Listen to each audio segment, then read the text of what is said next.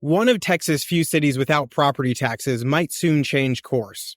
I'm Charles Blaine, and this is Texas Tomorrow. Are you worried about your kids' future? You should be. You're listening to Texas Tomorrow with Charles Blaine. Join Charles as he talks about the people and issues that are affecting you and your family at the local level of government. Stafford, Texas is one of the few cities in the state where there is no property tax. None, nada. In fact, actually, it's the largest Texas city without one.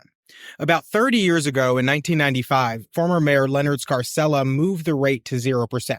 At that time, he told the Wall Street Journal, "Our theory is that if you don't need property tax, you don't assess it." Couldn't agree more. As the city lowered its property tax rate, it increased its sales taxes to offset the gap.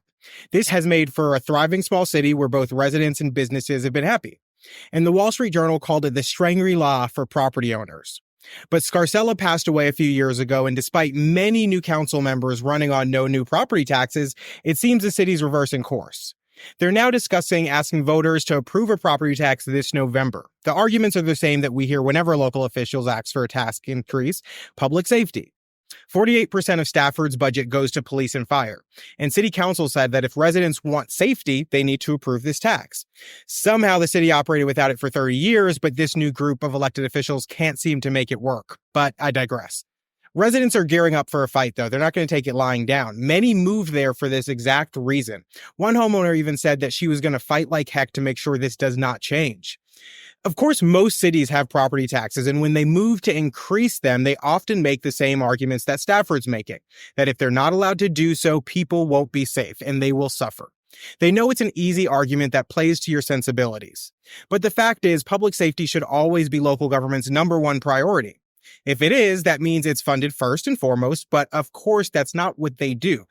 They fail to prioritize, so then everything becomes a priority. One city council member brought up that this is the worst year to ask for a tax increase. Higher homeowner insurance rates, a hurricane season that is expected to be worse than ever, inflation, wage stagnation, and now a property tax hike. While it's unfortunate that Stafford, which has been able to fight off all the ills that other cities have faced for more than 30 years, is now becoming just like other cities, you all should take notice.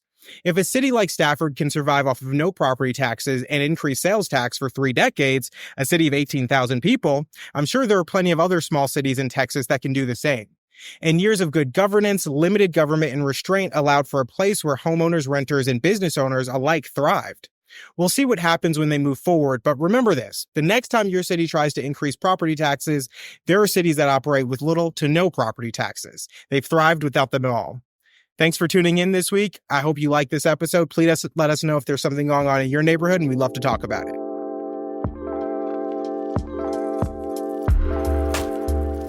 So I hope you took something away from this, and if you did, make sure you tell a friend, a family member, share it on Facebook, Twitter, Instagram, wherever you see fit, and make sure you tune in for next week's episode of Texas Tomorrow.